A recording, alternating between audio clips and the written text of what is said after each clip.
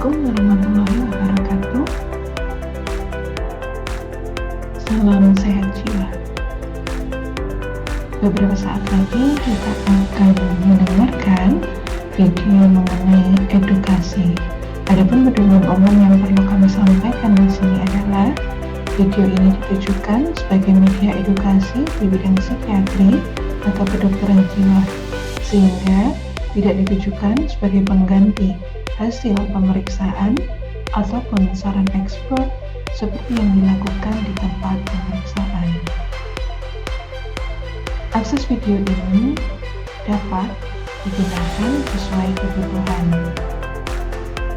Di ruang dengar ini, kami mempersilahkan untuk menggunakan headset ataupun earphone dengan volume yang disesuaikan.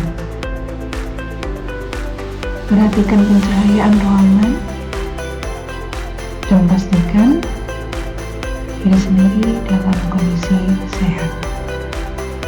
Dukung upaya kami dalam menyebarkan edukasi di bidang kesehatan jiwa dengan cara like, subscribe, dan share video ini sebagai bentuk apresiasi.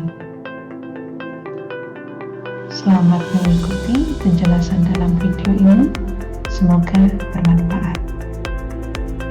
Assalamualaikum warahmatullahi wabarakatuh. Jadi di sini masuk ke sesi edukasi untuk mata kuliah elektif psikiatri. Oke, saya persilakan Rehan Prayoga mau membicarakan. Terima kasih. Fobia. Oke. Hadapi fobia secara perlahan-lahan. Menghindari hal yang ditakuti adalah suatu yang wajar. Namun, untuk mengatasi fobia, Anda perlu belajar menghadapinya. Paparan adalah salah satu cara paling efektif untuk mengatasi ketakutan Anda.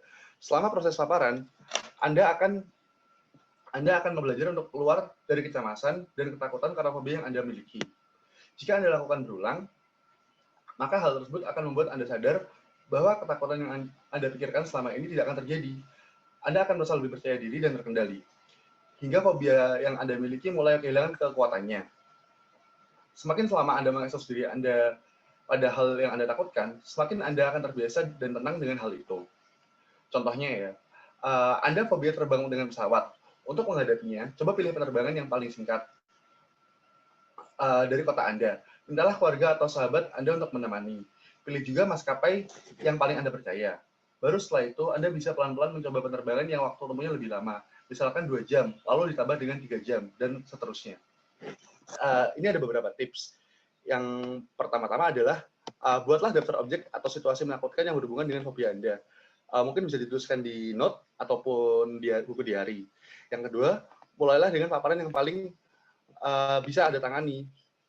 Jadi setelah membuat tips, Anda bisa mengurutkan ini paparan mana yang paling ringan yang mungkin bisa Anda hadapi. Lalu yang kedua adalah belajar tentang teknik relaksasi. Belajar mengatasi fobia tidaklah mudah. Paparan sederhana seperti foto objek yang Anda takuti terkadang bisa membuat jantung Anda berdebar-debar. Napas pun memburu. Jika Anda mulai merasa terbebani saat menghadapi fobia, segeralah untuk mundur dan gunakanlah teknik relaksasi untuk menenangkan diri. Karena dengan belajar menenangkan diri, Anda bisa menjadi lebih percaya diri dengan kemampuan Anda untuk mengelola sensasi tidak nyaman dan menghadapi ketakutan Anda. Ada beberapa tips relaksasi. Pertama itu duduk atau berdiri dengan nyaman, dengan punggung lurus. Letakkan satu tangan di dada dan yang lainnya di perut Anda. Ambil nafas perlahan-lahan melalui hidung. Hitung sampai hitungan keempat. Tangan di perut Anda harus sampai naik. Tangan di dada Anda harus bergerak sangat sedikit. Lalu tahan napas hingga ke hitungan ke-7.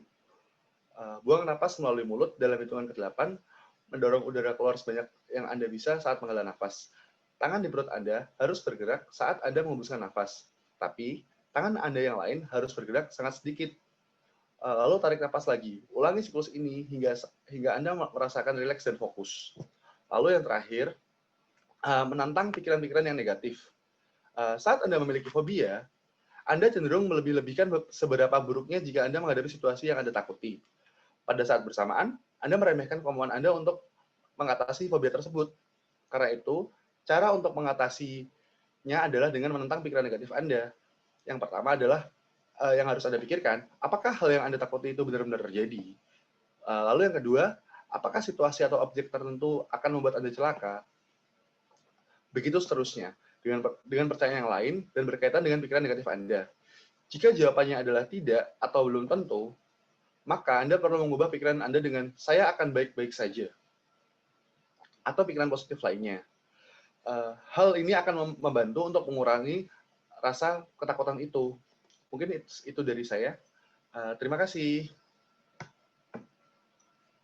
Jadi di sini memang merupakan topik yang dipilih sendiri oleh Rehan mengenai fobia. Ada beberapa hal yang bisa saya komentari terkait hal ini. Jadi kalau kita berbicara tentang fobia akan selalu berhubungan dengan gangguan cemas karena dia masuk dalam satu spektrum blok gangguan cemas di sana.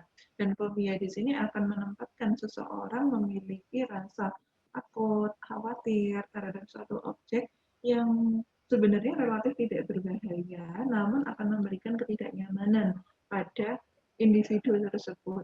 Nah, ada suatu kondisi fobia terhadap keramaian, fobia terhadap objek tertentu, yang sangat spesifik ya. Nah, tadi udah disebutin terkait penerbangan, boleh. Terus habis itu, intinya di sini menimbulkan rasa cemas. Ada fear, ada rasa takut, ada worry, ada rasa khawatir. Maka di sini terpenuhi nih kriteria dari gangguan kecemasan yang dimiliki. Nah, tadi yang disampaikan memang sudah tepat, jadi ada paparan yang berulang. Namun tetap memperhatikan kondisi psikis seseorang ketika dipaparkan pada sumber kecemasannya. Ya, jadi di sini kalau di bidang keilmuan psikiatri ada suatu kondisi yang namanya desensitisasi. Jadi kita paparkan secara berulang hingga akhirnya yang bersangkutan akan mulai merasakan bahwa oh aku baik-baik saja, oh ternyata aku bisa, oh ternyata aku mampu. Memang iya, jadi pada kondisi ketika seseorang cemas akibat fobianya, itu kalau kecenderungannya kalau remaja zaman sekarang akan menyebutkan itu suatu kondisi overthinking. Nanti gimana kalau aku mati, nanti gimana kalau aku ini, gimana kalau aku itu, dan itu akan secara berulang, bergema, dan disampaikan berkali-kali dan itu akan menyebabkan suatu kondisi gangguan pada proses pikir sehingga bukannya malah tambah bagus situasinya tapi malah memperumit diri sendiri. Ini yang perlu kita jadi kembali pada diri sendiri juga. Kalau memang yang bersangkutan belum cukup berani atau belum memiliki suatu pandangan atau insight tertentu untuk mencari bantuan, oke, secara mandiri masih bisa diupayakan seperti teknik relaksasi yang tadi sudah disampaikan. Jadi intinya di sini akan membawa suatu kondisi yang nyaman. Tidak lagi kita berputar pada suatu kondisi kecemasan. Seringkali pada kondisi fobia akan menjadikan seseorang akhirnya menghindar, menjauh, dan tidak menyelesaikan apa yang seharusnya dikerjakan. Tentu ini akan membawa kerugian pada diri sendiri ketika memang kita perlu dihadapkan untuk menyelesaikan permasalahan tersebut. Jadi kurang lebih seperti itu. Terus pada suatu kondisi tertentu pada akhirnya ketika berhadapan dengan sumber stres itu, maka diri sendiri yang perlu mengukur seberapa mampu aku melewati ini, seberapa besar kemampuanku untuk mengatasi ini. Dan nggak perlu nekat juga kalau memang dari awal merasa ragu, lebih baik mundur dulu. Beri kesempatan kita untuk sembuh terlebih dahulu karena bagaimanapun kesehatan mental di sini menjadi faktor kunci yang utama. Oke, terima kasih Rehan untuk edukasinya, ini sangat bermanfaat nantinya. Barangkali kita akan hadir kembali di ruang dengar ini dengan topik dan rekan yang berbeda ya. Oke, terima kasih. Saya mohon undur diri. Assalamualaikum warahmatullahi wabarakatuh. Terima kasih dokter.